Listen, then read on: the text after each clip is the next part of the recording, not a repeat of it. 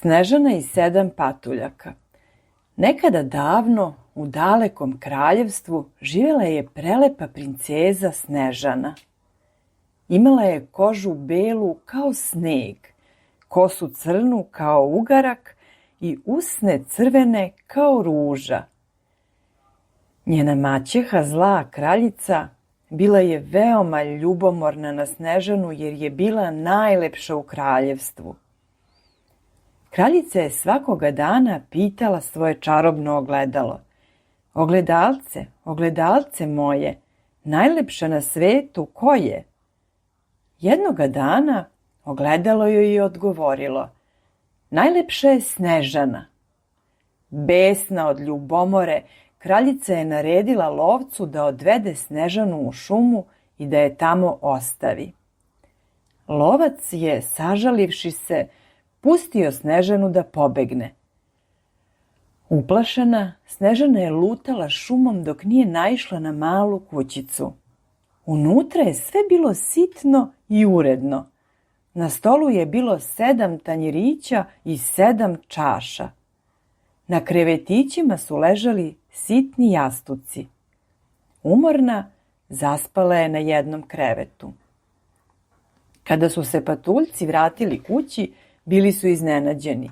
Primetili su da je neko ušao u njihov dom. Kada su pronašli Snežanu, bili su oprezni. Ali kada im je ispričala svoju priču, zavoleli su je i pozvali da ostane sa njima.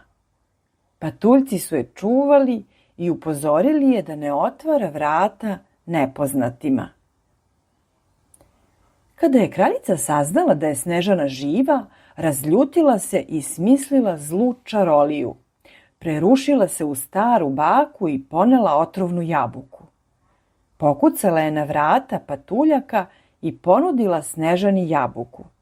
Devojčica je bila nepoverljiva, ali kada je baka zagrizla jednu stranu jabuke da pokaže da je bezopasna, Snežana je uzela drugi deo jabuke i zagrizla. Odmah je pala u duboki san. Kada su patuljci stigli kući, vidjeli su Snežanu bez života. Bili su veoma tužni i položili joj u stakleni kovčeg ukrašen cvećem. Danima su čuvali njeno telo i tugovali za njom. Jednoga dana u kraljevstvo je došao princ koji je čuo za njenu lepotu. Kada je video Snežanu, bio je očaran. Pogledao je tužne patuljke i zamolio da se oprosti od nje. Dok ju je ljubio u obraz, komadić otrovne jabuke ispao je iz njenih usta i ona se probudila. Svi su bili presrećni. Princ i Snežana su se zaljubili i odlučili da se venčaju. Snežana se oprostila od svojih dragih prijatelja 7 patuljaka i zajedno sa princom otišla u njegov dvorac. Tamo su živeli srećno i veselo, dok je zla kraljica zauvek nestala, kažnjena svojom zlobom. Čiča Miča i gotova priča.